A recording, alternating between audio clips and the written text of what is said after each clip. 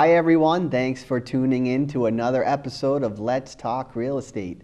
I'm your host Anthony Giglio with Remax Legacy in Woburn, and joining me today as my guest is J.Hardin of J.Hardin Design. Welcome, Jennifer. Thank you. Thanks for having me. Oh, my pleasure. Thanks for giving us some of your time to talk about this important topic today. What is that topic, you might ask? Well, we're talking today about staging to sell your home. You know, in this real estate market, every seller wants to get premium price for their home. And one of the best ways that you can do that is to stage it properly so that when buyers walk in, they can see and picture what that home is going to look like for them, but also, you know, entice them to give the maximum, value for that home. So Jennifer, I know that you specialize in interior design and residential home staging. So I was hoping maybe you could first start off by telling us a little more about yourself, what you do, how you got into the whole interior design business. Sure.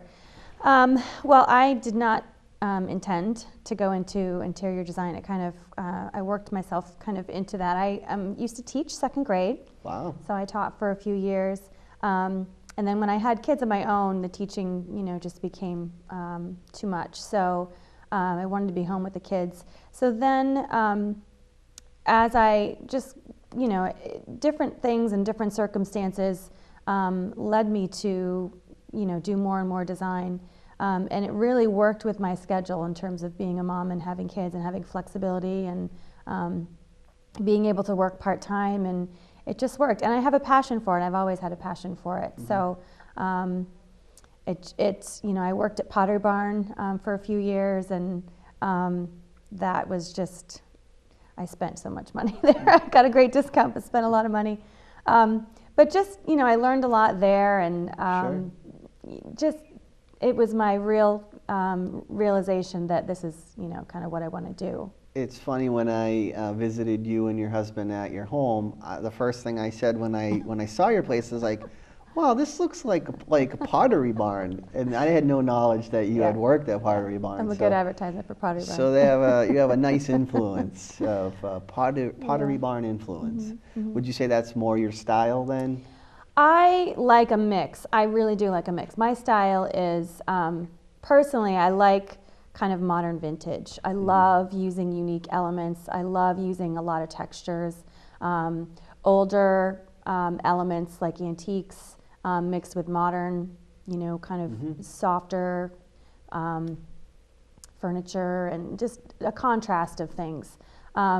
So I would say that my personal style is a blend of old and new kind of together. What do you like most about staging in designing? I love taking something that is, really does not look good. I love the idea of just having a blank slate, or I love that it's like a makeover for a house. I love the facelift process. I love the whole the visualization and seeing the potential of something. Right. And when I look at a home or a room, I don't see what it is, I see what it can become. And so I automatically picture, what it can look like finished. Sure. So I love the process of going from, A to Z. My first home that I bought in Woburn was just dilapidated. I mean, inside and out. And I just loved that thing, and I just saw the potential in it immediately, and it was a lot of hard work and elbow grease. But it's so rewarding and so fulfilling especially when you do the work yourself. But regardless, when you see the finished product and see before and after pictures and what the difference can be, it's really it's neat. So that's what I love. So let's say I'm a seller and I'm getting ready to sell my home and put it on the market. Well, I guess, why is it important to hire a stager, or is it even important to hire a stager? I mean, could they just, use the furniture and the decorations that they have existing? You can. So there are two things that you can do. I mean, it's always good to have a consult. An initial staging consultation is where I would come in and just kind of evaluate what you have in your home, and go through and take inventory of what's there. Give you suggestions of what you can do, either using your own furnishings, decorations, or giving suggestions of where to buy, and specific things and what to buy. and then let you do the work and you're on your own. And that can work if your home is in a condition that's somewhat appealing as it is. If your home is very dated, if your things are dated, if it's just been a while since you've renovated, that's not typically going to work. Right. So it would help to have the whole soup to nuts process of really just coming in and new furniture, rented if necessary, and that's not always necessary. I have an inventory of things that I can add to what you already have. Right. But that's what it really kind of depends on, is the status of kind of where your home is currently. I remember when we were talking about one of the homes that we were going to have you stage. For me, it was more than just changing furniture and pictures and things. It went into more detail, like taking wallpaper down or painting a wall a different color, or just things beyond what I thought staging was. Can you explain some of the other things, or even a little more about that? Yeah, as I said, if your home is dated, if it's the last time it's been updated is 1989, and it's That was a good covered year, in though. wallpaper, it's a great year. If you wait a few more years, that's coming back in style, I tell people. Wallpaper is in style, but not 1989 wallpaper. Sure. So if it really has been a long time since it's been renovated, the last thing that a buyer wants to see is a home covered in wallpaper that they've got to take down. They just see work, that they just see money in that. They just look at it as, how much is that going to cost to take all the wallpaper down? So if you do have wallpaper, I highly recommend, if at all possible, to get it off if you can swing it, to do that before you sell. Some people just don't want to deal with it. They just want to sell their home as is, and then the price reflects the condition. But if you are in a position to get the wallpaper off, either using someone or yourself, it's definitely a good choice. A lot of wallpaper comes off fairly easily. The initial layer rips off, and then what's underneath, you don't always need a wallpaper steamer to remove it. Sometimes just vinegar and water on a sponge or a spray bottle works. It's a lot of work, it's a lot of elbow grease. Sure. But if you're, in a position that you're ambitious and young and you want to do that yourself, it'll save you. I think you'll reap the benefit of that, definitely, in the price of the house. In your experience, or what could somebody realize in more value, I guess? How much in value could there be from staging a home versus not staging a home? The primary reason for staging a home is twofold. First, you want to get the most money that you can, so it's to get a higher price. The second reason is to make it sell faster. So 90% of staged homes sell after the first open house, versus unstaged homes. People just really have a hard time envisioning what a house can look like with their stuff in it, or even, if it doesn't look nice, if it's just kind of mix mash college yard sale furniture, it really does affect, people's impression. And first impressions are really important. So staged homes typically sell about 10 to 15% higher. Okay. And honestly, it's a matter of, each home is different. What they have existing is different. So it depends on that. But if you invest, $2,000 or $3,000 in staging and get back $10,000 because of it, it's, that's why they really say it's an investment and not an expense. Yeah, and I think a lot of people say, the staging, it costs so much money. But really, when you think of it in the grand scheme of things, if you're realizing, an average of 10, even 15% return, say your house is worth, in Woburn, the average sale price is around $350 right now. So, you put $2,000 or $3,000 to stage it, and the return on investment is, I'm no mathematician, but $35,000 probably. I'd say that's a good return on investment. Yeah, if it's done well, and if you really, like I said, if you walk in, you want a buyer to walk in and say, wow. I mean, that's your goal, is to, as a seller, to impress the buyer so that they want to buy your home. So a lot of people, there's this misconception that if you just take all the furniture out and just leave it vacant, it's better than staging. What is your opinion on that? Empty rooms look bigger, but people also are, when they walk through a home, they are trying to picture their furniture. Will my bed fit in this bedroom? Is my couch gonna, which wall is my couch gonna go on? And it can be overwhelming, and it kind of can detract from the overall, just an appeal of the house. I think it's always better to have furnished rooms if they're well furnished. Right.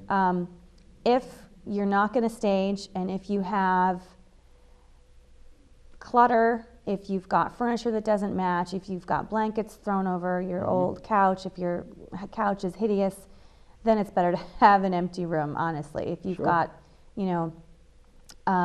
things that are going to detract rather than add to the room, then it's better to have it empty. Okay.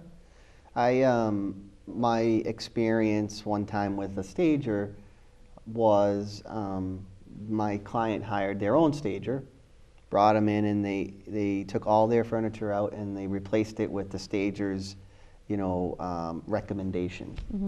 Well, the stager didn't necessarily know the target audience and staged it in a very antiquish way, but the majority of the buyers that were going to buy that particular property were the younger, right out of college, or young professionals. That antiquish look made the house look a lot older, and detracted from people wanting to move forward with an offer. And even the person who ultimately ended up buying it just told me she couldn't get over how old the house looked with this furniture. And we didn't get nearly what the sellers wanted in return. And I feel like if it was staged properly, staged to match the type of client that was going to buy, we could have had a much higher sale price. The key with staging, you don't know who is exactly going to buy the house. I mean, a 50-year-old couple could be looking at the house, and a 20-year-old couple could be looking at the house. So the key to staging is to do it as neutral as possible. Right.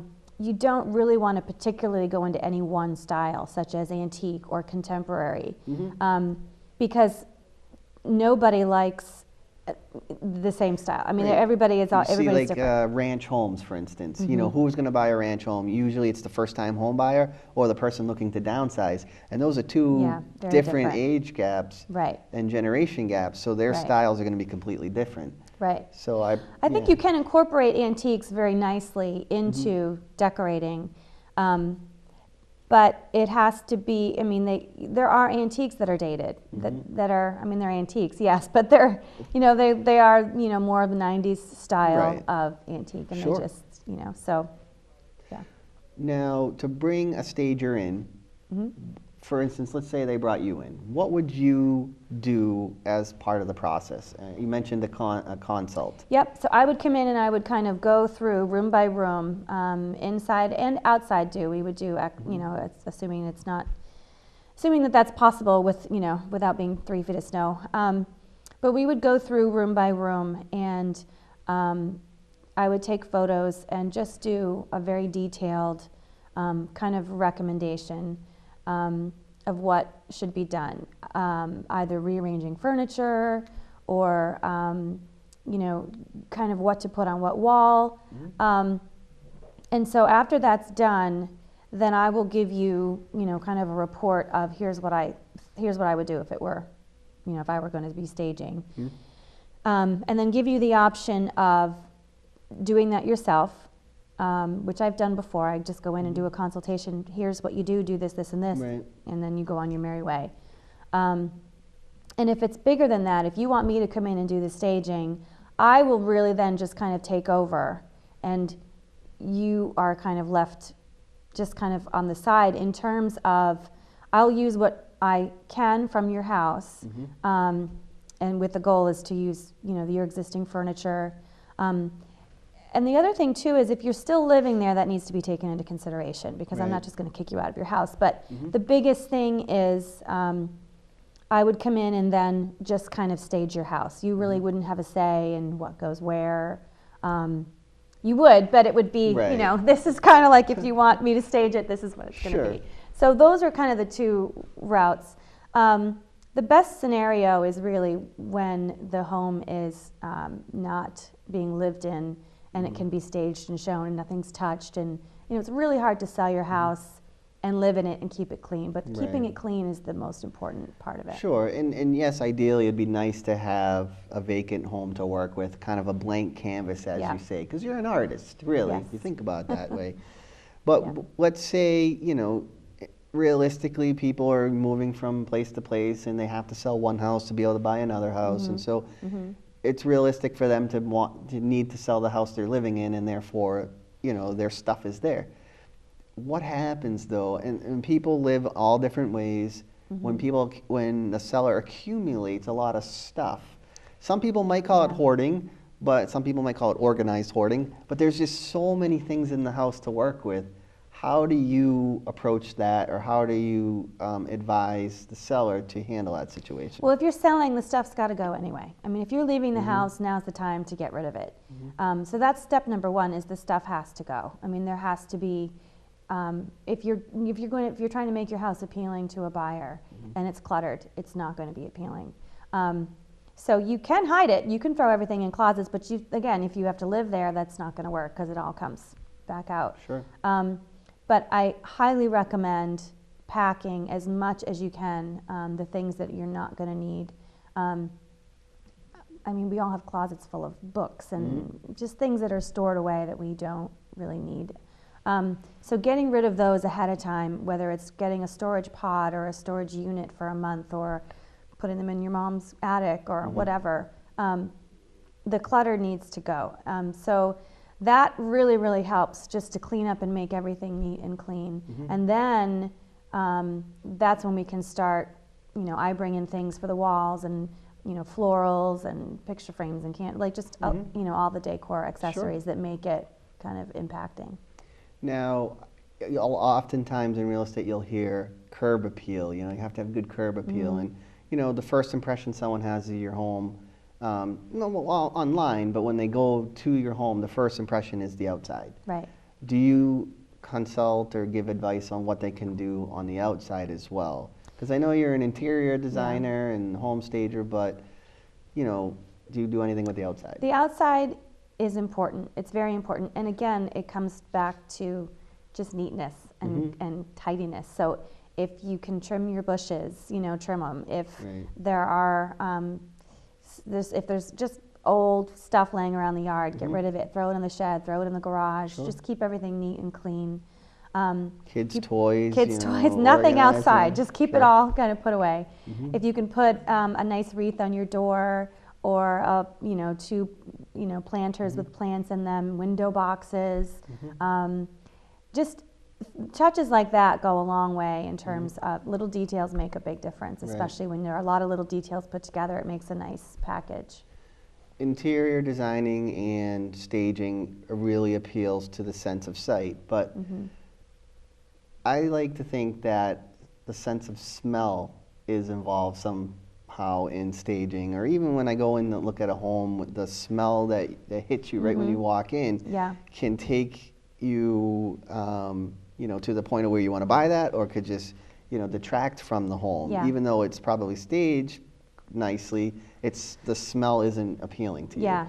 Do you help sellers, make their house smell better?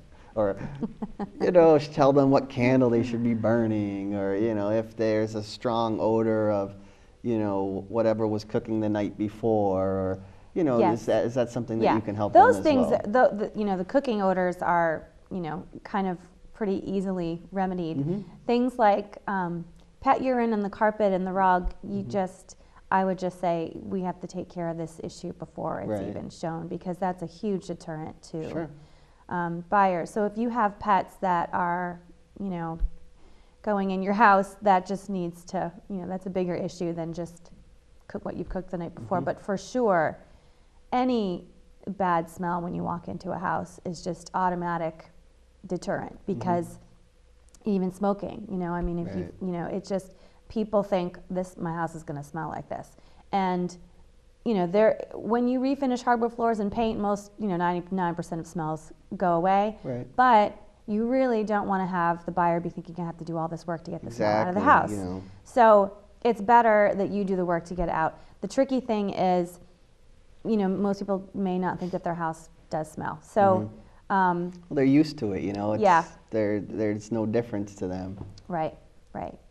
So, yeah, candles, pine-scented candles, you know, do a lot. Sure. You know. So, Yeah, I appreciate a good smelling home. Yeah. I go in lots of homes throughout the year, and some of them are just homes you don't want to spend too much time in. Yeah. You know, and Yeah. it's strictly because of the way it smells. Yeah. You can spend $400 and have a cleaning company come in with 2 or 3 people and do a deep top to bottom, walls, ceilings, everything, deep clean, and that's also a good investment right before you show your house.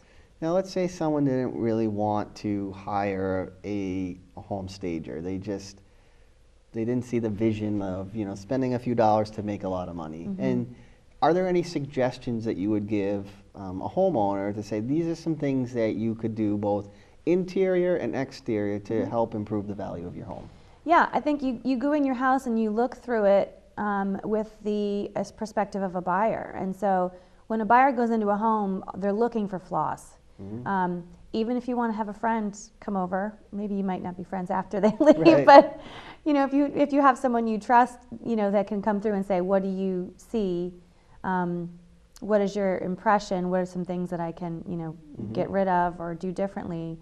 So basically, you know, you may not see the stain on the living room rug because you're just so used to looking at it, but someone else might. So it might be worth getting a throw rug to throw over it if it's wall-to-wall carpet, or pulling up, you know, the really ratty tatty rug and getting even a cheap $30 one at Target, just for, you know what I mean? Just be aware of the condition of your furniture. New throw pillows go a long way. So if you want to update your throw pillows on your couch and your chair, obviously accessorizing is you know, key, but it has to be done well. It You don't want to over accessorize either. Or it just, you know, 3 frames in a row on a mantle is not going to cut it, really. You just, you know, but go online and you can get a lot of ideas online. If you're not sure how to do it, you can, you know, get some ideas online. But basically, you want to go through with the perspective of a buyer who's looking for flaws.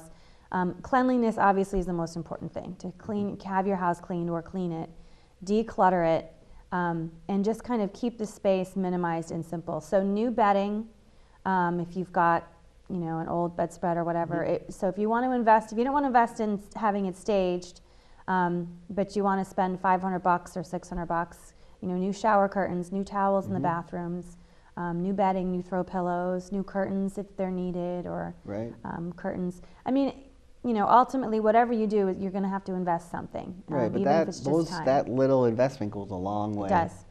Yeah, it does. There's a thought about depersonalizing your home, meaning take the pictures, the family pictures off the mantle, or take all the magnets and pictures off your refrigerator. And do you think that that is a very worthwhile task, to just don't personalize? Sometimes you have names of the kids on the walls and stuff. Yes and no. I think that you live there and it's your home and you've decorated it to your taste.